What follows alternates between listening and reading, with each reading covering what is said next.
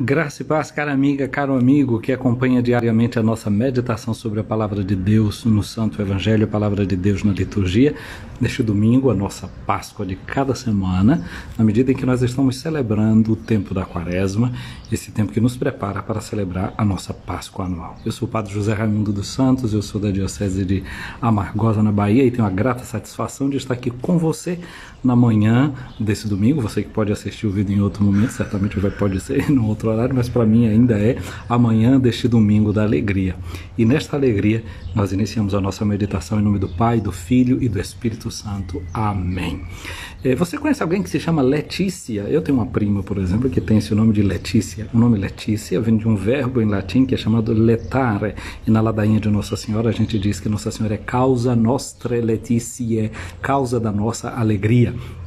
E esse nome é dado a este domingo, o quarto do tempo da Quaresma, porque a gente já está mais perto da Páscoa. A gente sente a alegria de já estar perto da Páscoa. E a antífona de entrada com a qual a gente abre a missa de hoje é tirada do livro de Isaías, no capítulo 66, versículos de 10 a 11, que diz justamente isso: alegra-te, Jerusalém. Jerusalém é uma imagem da própria igreja. A igreja é esta nova Jerusalém. Ela diz: alegra-te, reuni-vos, vós todos que a amais, vós que estáis tristes, exultai de alegria, saciai-vos com a abundância de suas consolações. Então esse domingo nos convida a entrar na alegria de Deus. E a alegria de Deus hoje vem representada pela alegria de um pai que reencontra o seu filho. Um pai que tem essa alegria, porque antes ele estava triste porque tendo dois filhos, perdendo um filho para o mundo e perdendo outro filho dentro de casa, esse pai conservava um pouco essa tristeza no seu coração. E hoje a gente também tem a alegria de recuperar o sentido da fraternidade. Um pai que insiste comigo e com você para que a gente recupere o sentido da fraternidade. Esse domingo é o domingo da alegria porque também a igreja supõe que nós que começamos esse nosso caminho na quarta-feira de cinzas e temos 40 dias de preparação para a Páscoa, que alguma coisa já começou a mudar dentro da gente. Então nessa esperança de mudança, nessa esperança de transformação que tem dentro de cada um de nós, portanto, conversão. Então a igreja também nos convida a entrar nisso, na alegria da mudança, na alegria da conversão. Eu estou aqui rodando de um lado para o outro, é porque estou me lembrando que esse microfone que não estava aqui colocado melhora um pouco para eliminar ruídos, e agora já fiz isso. Vejam só a alegria desse domingo. Jesus hoje conta uma parábola, e uma parábola que tem um objetivo muito claro quando Jesus conta. O capítulo 15 de Lucas nos narra chamadas parábolas da misericórdia. São 3 parábolas que Jesus conta dentro desse capítulo. A primeira é uma parábola que fala da sensibilidade feminina, a sensibilidade de uma mulher. Na parábola última que conta, que é do filho pródigo, não aparece a figura da mãe, não aparece a figura da mulher, aparece a figura de um pai que ama, com entranhas de misericórdia. Usa ali um verbo que aparece por 12 vezes no Novo Testamento, o verbo splanknizomai, que vem de splankna, que significa as vísceras, mas é uma palavra também para dizer o útero. Não é como diz o Evangelho de São João quando fala da encarnação do verbo, dizendo que ele veio do seio do Pai. A gente traduz com seio aquela palavra que está dita que veio do útero do Pai. Não é? As entranhas de vida, as entranhas de misericórdia, um Pai que é capaz de gerar. Não é? Um pai gerador de vida. Então, nessa parábola do filho pródigo, que é que nós vamos ouvir hoje, não nos vai apresentar, não aparece uma figura de mãe, mas como as parábolas são 3 encadeadas, quase que a gente sente que aquela mesma sensibilidade da mulher que perdeu uma moeda dentro de casa, é essa mesma sensibilidade que está nesse pai que perdeu um filho fora de casa, que perdeu um filho para o mundo. Né? Quantas vezes a gente ouve gente dizendo assim: eu perdi meu filho para as drogas, eu perdi meu marido para a cachaça, eu perdi meu irmão para a violência, para o tráfico. Quanta gente a gente perde para fora. Mas tem vezes, e isso é o doloroso também, é que a gente pode perder o filho dentro de casa. A minha mãe costuma muito falar, ela disse assim: eu não sei mais que esses meninos, os meninos só andam tudo com a cara enfiada dentro do celular, estão dentro de casa, tudo socado lá nos quartos, olhando esses negócios dentro das internet, e ali muitas vezes o filho está dentro de casa, mas está perdido. não é estar perdido em jogos de violência, está perdido para pornografia, está perdido para tanta coisa e está dentro de casa. Não saiu de dentro de casa não, está ali, está dentro de casa, mas perdeu as perspectivas dos laços. Às vezes está todo mundo na mesa, sentado comendo, cada um no seu celular, um olha uma mensagem que chegou, outro faz o retrato da comida.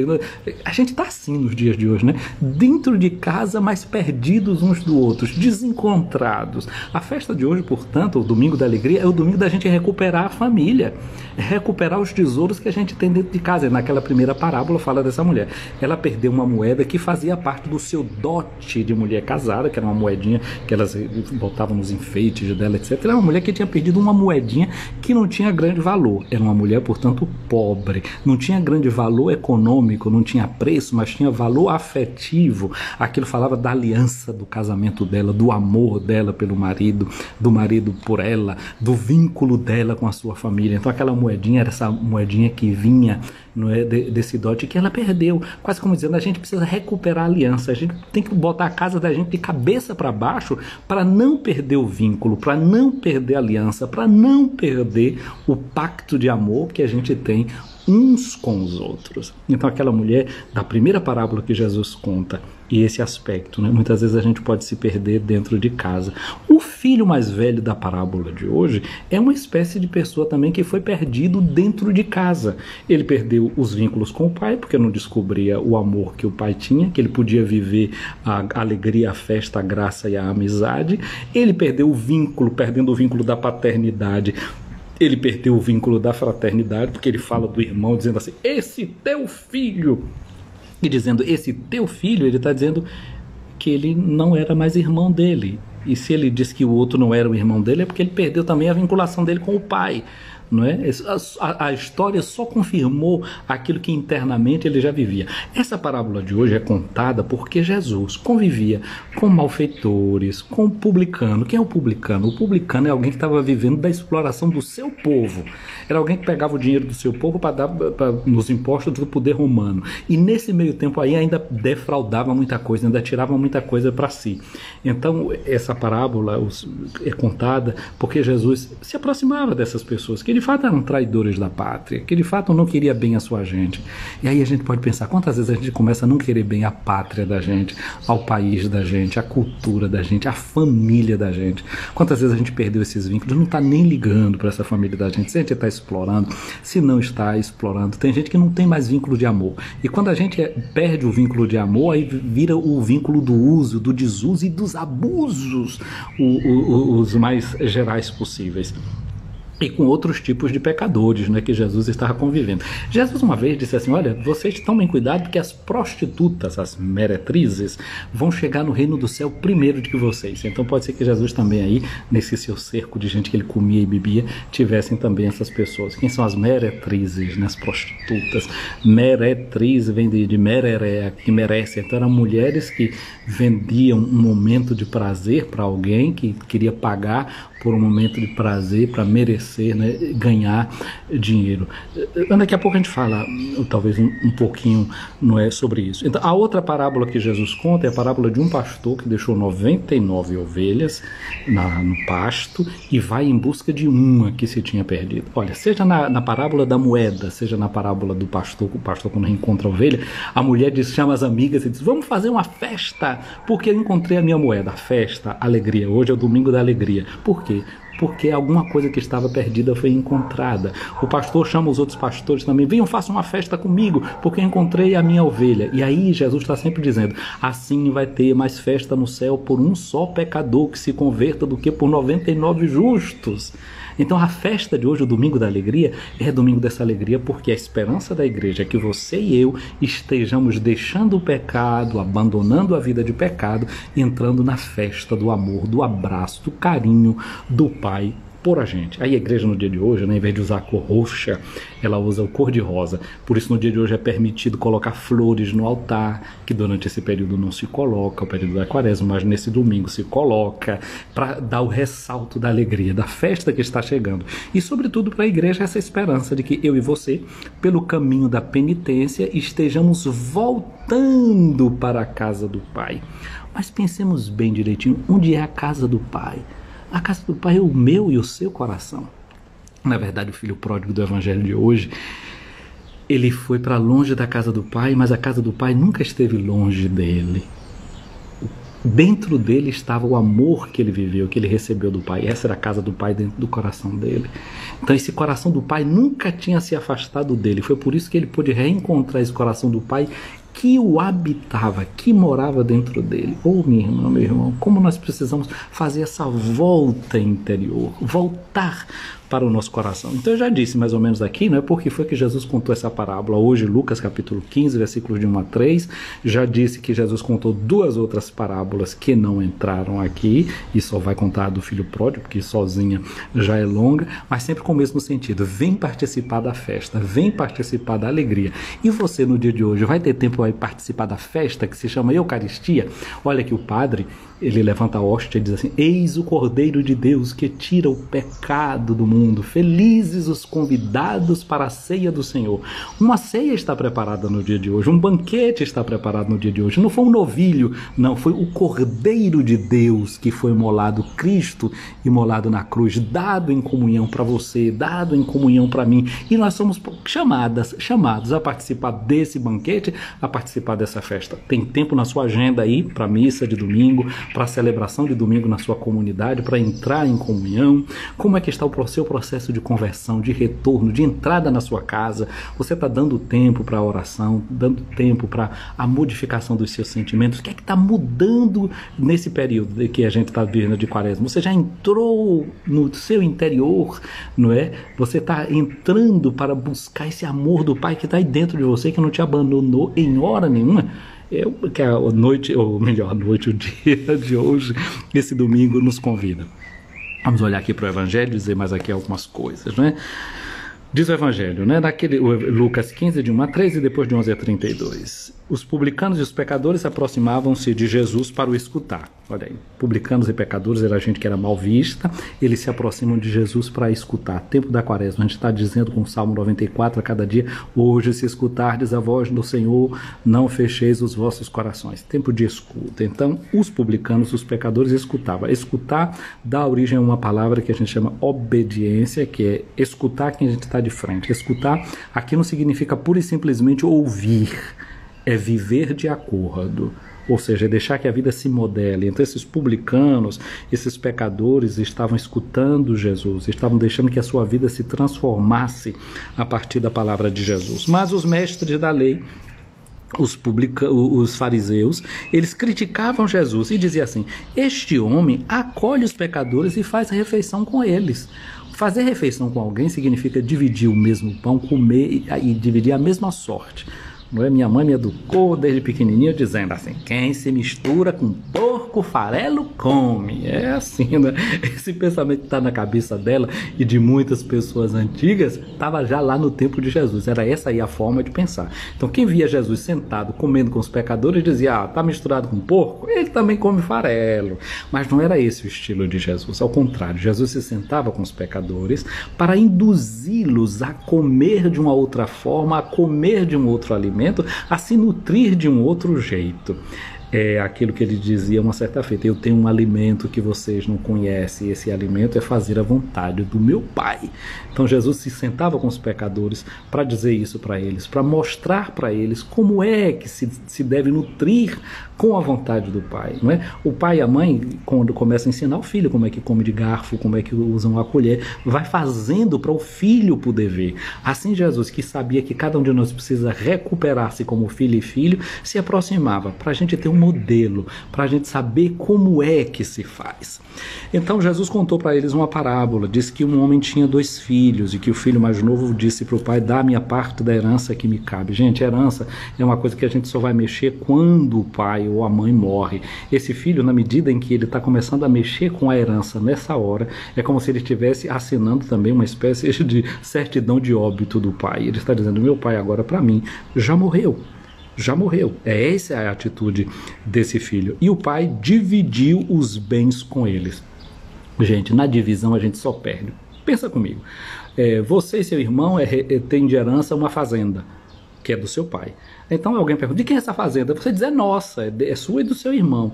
Mas na hora que vocês fazem a divisão, o que é que acontece? Tem gente que é maluca. Na hora que você divide, agora eu tenho a minha parte. É bobo. Você tem a sua parte, mas você não tem mais a fazenda inteira. E olha que na hora que vai dividir terra é um problema danado, porque um quer o pedaço que o rio passa, o outro que não sei o que lá, e porque tá pro poente, e porque tá pro nascente. Se a fazenda fica pros dois, vocês têm a totalidade da fazenda, vocês têm tudo. Na divisão ninguém ganha, na divisão só se perde, porque você fica com um pedaço, você não fica mais com aquilo que é o inteiro. Então esse menininho aí, né, achando que agora eu pego a minha parte, não, ele só perdeu, se distanciou do pai, se distanciou do irmão, só sai perdendo quando a gente aposta na divisão só se perde. É por isso que a igreja nos chama para a unidade, nos pede a rezar pela unidade, porque com a unidade a gente ganha. Esse filho aqui, não é, o pai pegou, dividiu os bens entre eles. Agora olha que pai, ele dividiu, não é? Diz aqui a palavra grega significa que ele deu a sua substância, ou seja, aquilo que ele tinha para viver, ele deu para os filhos. Ele entra digamos assim, na pobreza, ele se esvazia dando para os filhos aquilo que ele tem. É isso que ele faz, ele divide, dá para um e dá para o outro. Agora ele é o pai com as mãos vazias. Aquilo que São Paulo vai dizer de Jesus, não é, que na encarnação ele esvaziou-se de sua glória. É como esse pai aqui, ele se esvazia daquilo, dos bens que ele tem para viver, para garantir a vida do filho, não é? Dá ao filho a possibilidade de viver. Assim, nós também devemos aprender a dar aos outros sempre possibilidade de viver. Bom, o filho pegou aquilo que tinha, o mais novo foi-se embora, juntou o que era seu e partiu. E ali onde ele foi, ele esbanjou tudo numa vida desenfreada. E quando ele tinha gasto tudo que possuía, houve uma grande fome naquela região e ele começou a passar necessidade. Olha, que toca nesse filho a necessidade que ele está passando. Eu conheci um pai, uma vez o filho foi embora de casa, ele disse, é isso mesmo, não tem nada não, meu filho. O pé leva, a barriga atrás, e não teve jeito, o estômago depois trouxe aquele filho de volta. É bom que quando um filho sai e a necessidade bate na porta, ele encontre portas abertas, e um pai que tem um coração, que está pertinho do estômago também, né? Coração e estômago estão bem pertinhos. O filho voltou empurrado pelo estômago, mas o pai o acolhe com o coração, com aquela grandeza, não é? Então aquele filho começou a sentir necessidade. Na medida que ele sentiu necessidade, ele deu um jeito honesto, foi pedir trabalho para alguém. Tem gente que, quando começa na necessidade, nem sempre tem essa grandeza de procurar formas honestas, não é? De viver e de sobreviver. Esse aqui foi pedir trabalho, e um homem do lugar mandou para que ele fosse cuidar dos porcos. Olha, em Israel, o porco é um animal impuro. É um animal impuro. A Bíblia assim vê dessa forma. Então, esse homem que vai trabalhar com esse animal impuro, significa que ele perde a dignidade. Ele vai para aquele lugar que, dentro das concepções dele, não podia passar. Mas ele precisava viver, ele foi, se submeteu a isso. Quantas vezes a gente se submete a coisas nas quais a gente não acredita? A gente se submete a coisas que não estão de acordo com o nosso valor. Às vezes por conta do orgulho, por causa de mancadas que a gente deu na vida.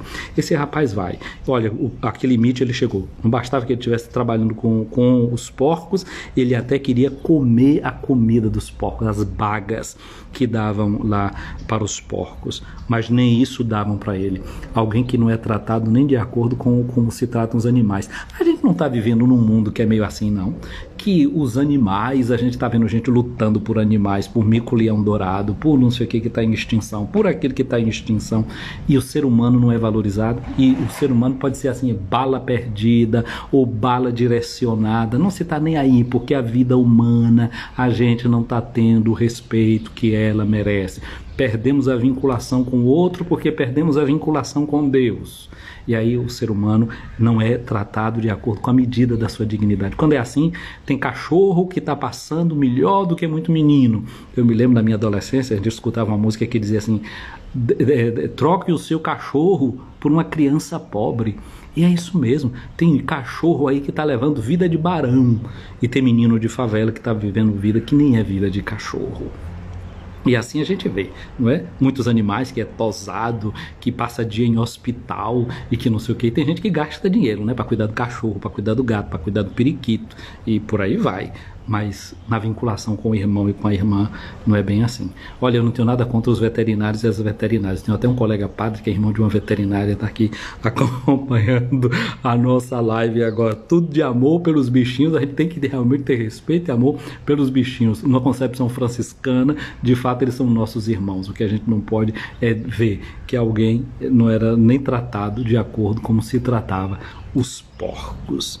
Aquele filho, depois de vendo aquela situação que não estava correta, um mundo que está com valores invertidos, quando ele percebeu aquilo, que o porco era tratado melhor do que ele caiu em si e disse: quantos empregados na casa do meu pai têm pão com fartura e eu aqui morrendo de fome?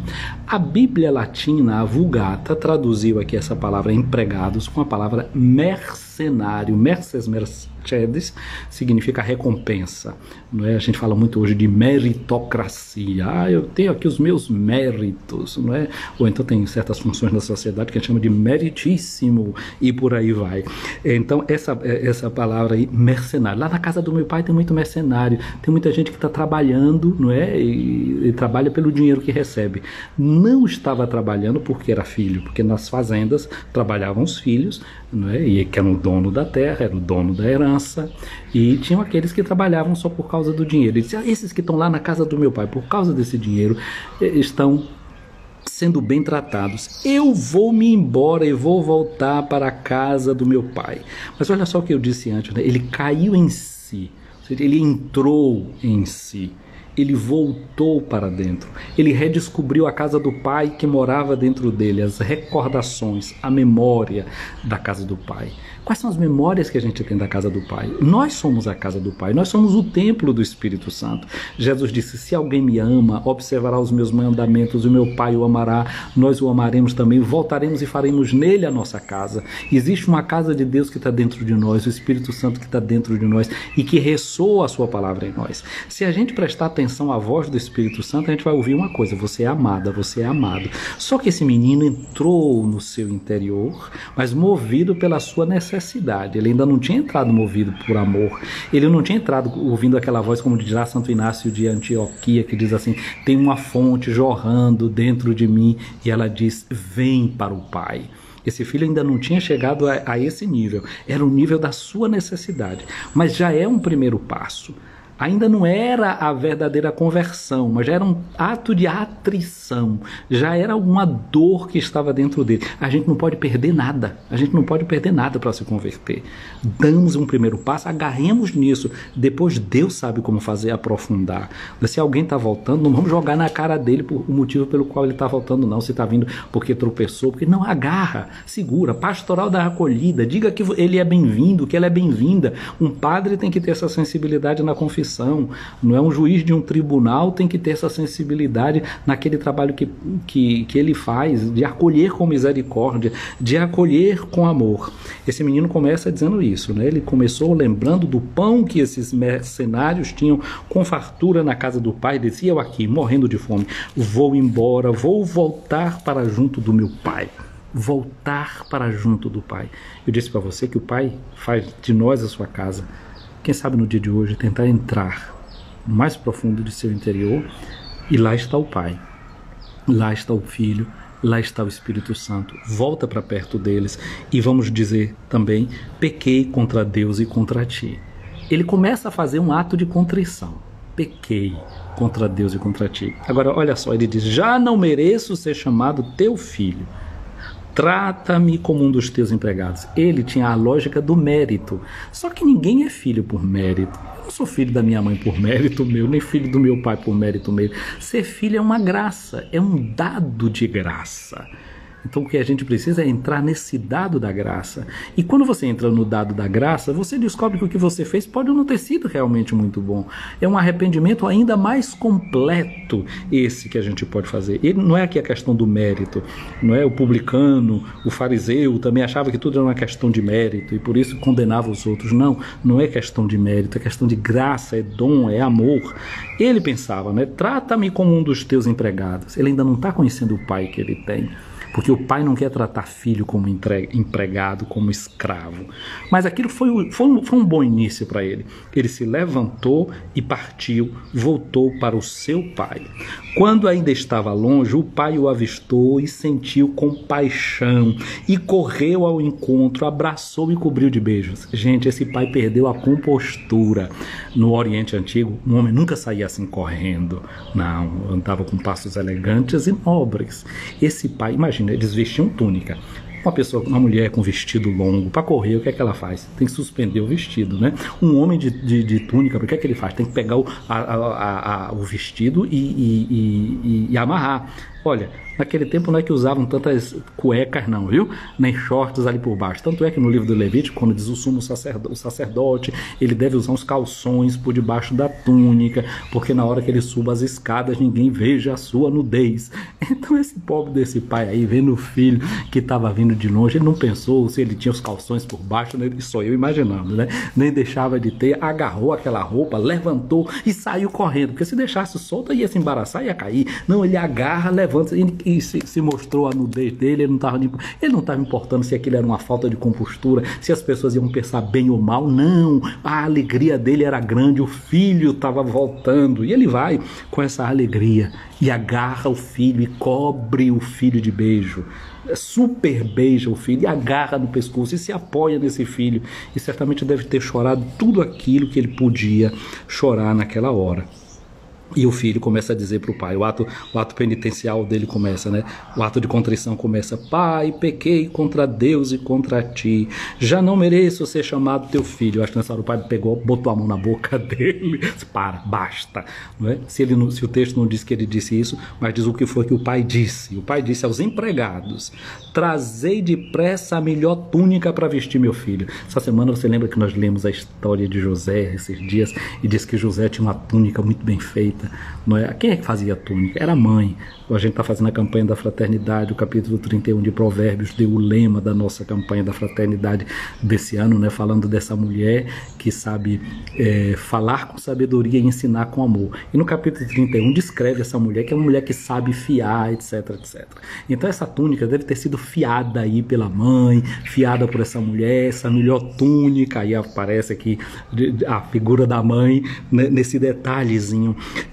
Mas a gente pode pensar também no mistério da encarnação de Jesus, como diz o Salmo 139, a gente quer tecido no seio da mãe, a recuperação da dignidade do filho que é tecido no interior, nas entranhas da mãe. E então esse filho de novo é revestido com a sua túnica. E São Paulo vai dizer que nós que fomos batizados, nós fomos revestidos de Cristo, do único filho. Essa é a nossa veste. Aí o pai diz uma outra coisa: colocai o anel no seu dedo.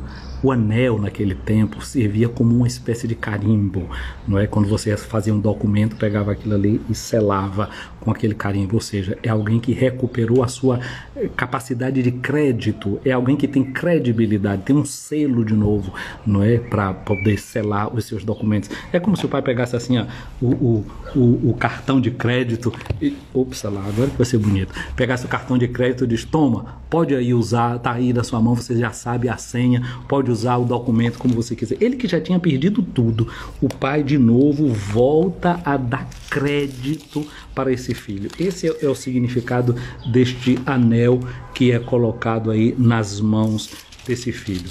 Ele pega, coloca esse anel. Depois diz uma outra coisa: colocou sandália nos pés. Eu sou de um tempo que eu ainda peguei muita gente calçando tamanco e vi muita gente que vinha da roça andando descalço. Não é? Esses eram os mais pobres. Quem tinha um sapato era alguém que tinha um pouquinho mais de recuperação. Esse filho vivia já com os pés no chão, como viviam os escravos, como quem já tinha perdido a dignidade. Então colocar sandália nos pés é voltar a ter a dignidade de ser humano, é realmente de filho. E ele ali recebe as sandálias aos pés.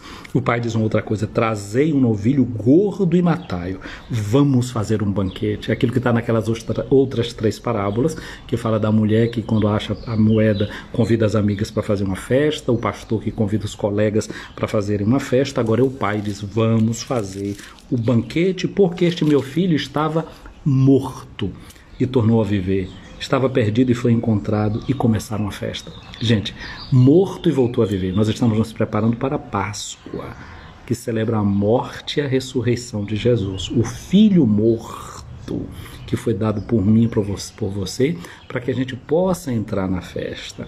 Então aqui a gente aprende, quando Jesus manda os apóstolos, dizendo que eles devem ressuscitar os mortos. Olha aqui o significado do ressuscitar os mortos. Ressuscitar os mortos é perdoar os pecados. E Jesus, quando ressuscita, ele sopra sobre os apóstolos e diz: recebam o Espírito Santo, o pecado de que vocês perdoarem serão perdoados, de que vocês não perdoarem não serão perdoados. Então, ressuscitar os mortos significa dar o perdão dos pecados.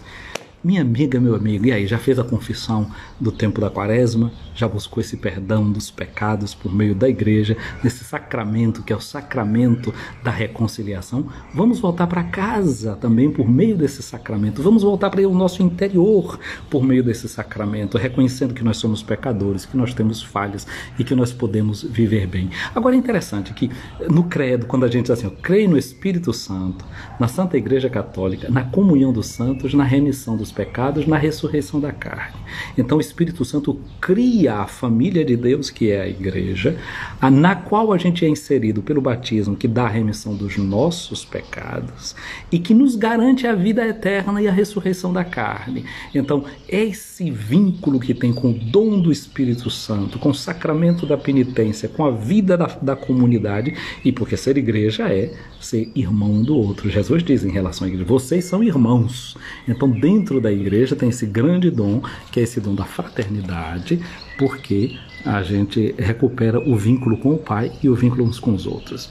Estava aqui muito bem, o pai deu o recado direitinho aos filhos, né? Começaram a festa, mas só que o filho mais velho estava no campo.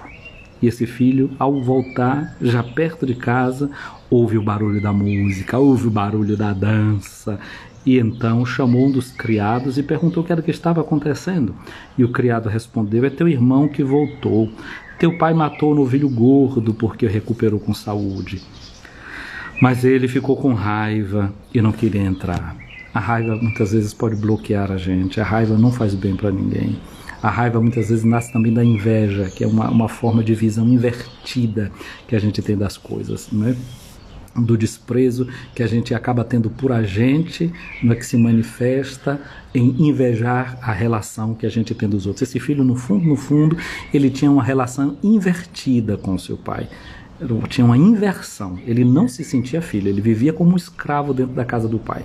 A sua inversão mexe com a forma de visão que ele tem do pai, mas mexe com a visão também que ele tem do irmão. E por isso agora ele sente a inveja, porque o pai está fazendo uma festa para o irmão. E a inveja se manifesta nessa raiva que ele está sentindo. Presta atenção quando você sente raiva, o que é que está por trás, né? A gente ir atrás das origens, das raízes da nossa raiva. Então ele chama um dos criados, pergunta o que é que está acontecendo. O criado respondeu: teu irmão voltou. A volta é a conversão. Não é? Teu pai matou o novilho gordo porque o recuperou com saúde, ele ficou com raiva, não queria entrar. O pai saindo insistia com ele. O pai que sai lembra de novo aquela atitude do pastor que deixou 99 ovelhas e foi atrás de uma. Esse filho é uma ovelha perdida mesmo estando dentro de casa. Esse filho é uma moeda perdida mesmo estando dentro de casa, porque ele perdeu a vinculação com o pai, ele perdeu a correta visão que ele tinha do seu pai, e o pai insistia com ele, e ele então resolveu dar uma resposta para o pai. Coisa boa, aí ele faz uma confissão, talvez a primeira vez que ele realmente confessa e admite na vida o que ele realmente sentia, e ele diz: eu trabalho para ti há tantos anos. Olha o que foi que eu disse para vocês, que lá quando o filho para e pensa, na casa do meu pai tem muitos trabalhadores, que a Vulgata diz, lá tem muitos mercedores. mercenários. Mercenário é quem trabalha pelas merches, pelo dinheiro. Olha só, esse filho está aqui há tantos anos trabalhando. Não é quase que um comportamento de mercenário. Jamais desobedecia a qualquer ordem tua. Isso aqui é o comportamento do fariseu, que está ali, sempre obedecendo todas as ordens, tudo que está dito. E tu nunca me deste um cabrito para festejar com os teus amigos. Olha a inveja do irmão, para quem o pai agora está fazendo uma festa. Ele não soube lidar com o dom da festa dada por ele. Nunca me deste um cabrito para festejar com os meus amigos. Como é que a gente vive a nossa relação com Deus e a nossa relação com os irmãos? Agora ele diz, quando chegou esse teu filho, ele já não se sente mais vinculado com o irmão, porque não se sente mais vinculado com o pai, porque nunca se sentiu vinculado, porque ele se sentia, na verdade, um trabalhador, ou seja, um mercenário, alguém que trabalhava por receber algo em troca e não estava recebendo nem um cabrito para fazer a festa. Viveu como mercenário, sempre querendo alguma coisa a mais, também nunca foi capaz de mostrar, nunca foi capaz de pedir para celebrar com os amigos. Ele diz assim, esse teu filho esbanjou teus bens com prostitutas. A palavra que a Vulgata traduz prostitutas é meretrizes. Olha, mercenário e meretriz têm a mesma raiz. Então, no fundo, aquilo que ele está acusando o irmão de gastar com meretrizes, de alguma forma toca no comportamento dele, que viveu sempre como uma espécie de mercenário, que queria uma recompensa. Esse filho que gastou os bens com meretrizes estava pagando para receber afeto. Ele, quem sabe, estava também trabalhando como uma forma de pagar para receber afeto do pai. Mas a gente não precisa pagar para receber afeto. Olha a vida invertida, o que ela pode fazer dentro da gente. Enquanto a gente está aí, não é pagando para receber um momento de satisfação no álcool, na droga, na prostituição, no momento de prazer. Prostituição de todas as formas e de todas as variedades. Agora, esse teu filho que agora está voltando dessa vida, tu matas para ele o novilho cevado. Então o pai disse para ele, filho, tu estás sempre comigo. Olha que coisa bonita que a gente tem que recuperar neste domingo. Meu pai, eu quero nessa hora te agradecer porque tu estás sempre comigo. Meu Deus, tem tantas vezes na minha vida que eu não consigo sentir isso, a tua presença. Muito obrigado por aquilo que está dito no Salmo 138, 139. Se eu for para a montanha mais alta, lá eu vou te encontrar. Se eu for para o fundo do mar, ali também o teu olhar vai estar comigo. Porque tu já me tecias no seio da minha mãe, tu já me vias. Tu estiveste sempre comigo, desde aquela hora da minha concepção até esse momento da minha vida. Meu Pai, renova no meu coração, no dia de hoje, essa tua palavra que disseste aqui, esse filho mais velho que mora dentro de mim também. Eu que muitas vezes quero receber aplauso, quero receber recompensas das formas mais variadas. Eu quero te pedir essa graça de recuperar dentro de mim essa certeza de que tu não me abandonas, que tu estás comigo, que eu não tenho inveja dos meus irmãos nem das minhas irmãs, que eu veja tudo que tu fazes por ele como dom, como graça, e que eu enxergue também tudo aquilo que tu fazes por mim. Ajuda-me a entrar nesse mistério de amor pessoal por mim, que eu consiga sentir isso dentro de mim, que tu estás sempre comigo. O Pai disse, tudo que é meu é teu. Oh meu Deus, ajuda-me a entrar também nessa palavra, que tudo que é teu é meu. Que eu não entre na mentalidade de ladrões. Os ladrões pensam assim, tudo o que é teu é meu, e querem roubar aquilo que pertence aos outros. Tu como pai, não. Tudo que é teu, tu doas. Meu Pai, eu quero te agradecer sobre tudo, porque aquele teu único filho, que era o teu tudo, tu deste a nós. Aquele amor que tu tinhas pelo Filho, que é o Espírito Santo, tu derramaste em nós. Tudo que é teu, o teu Filho e o teu Espírito, tu também deste a mim e a cada um dos meus irmãos e das minhas irmãs. Eu quero te agradecer por isso. E eu quero te pedir a graça de viver dessa certeza. O pai continuou a dizer ali, mas era preciso, meu filho, né? Era preciso festejar e alegrarmos, porque teu irmão estava morto e tornou a viver, estava perdido e foi encontrado. Meu Deus, eu quero te pedir para mim e para minhas irmãs e meus irmãos que acompanham essa live, essa graça de perceber que o perdão dos pecados é já a ressurreição dos mortos começando em nós.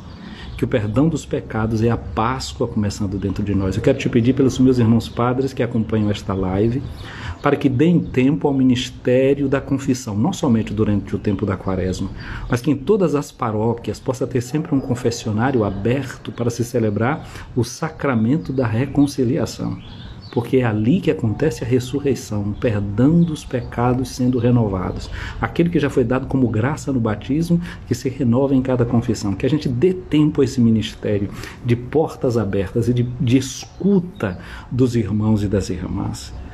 E que eu também, Senhor, possa viver a alegria de fazer a minha confissão pessoal sempre, de experimentar o perdão que eu recebo no sacramento da penitência e transmiti-lo também para os meus irmãos e para as minhas irmãs. Tu és o Deus que ama, Tu és o Pai que perdoa, tu queres fazer festa. Senhor, eu sei que tem muita gente que tem medo do sacramento da penitência, porque não entende que esse sacramento é a Tua festa. Ajuda-nos a perceber a festa que é cada confissão, que Tu doas o Teu Filho. Não tem mais novilho que é dado, mas tem o Cordeiro de Deus que é dado a nós nesse sacramento para o perdão dos nossos pecados. Amém. Minha amiga, meu amigo, o Senhor esteja acima de ti para te proteger, à tua frente para te guiar, atrás de ti para te defender, dentro de ti para te abençoar. Que a bênção de Deus Todo-Poderoso, Pai, Filho e Espírito Santo, desça sobre ti, minha amiga, meu amigo, e permaneça para sempre. Amém. Eu estou vendo muita gente que está acompanhando hoje aqui, está dizendo, ele mudou o horário, não sei o quê.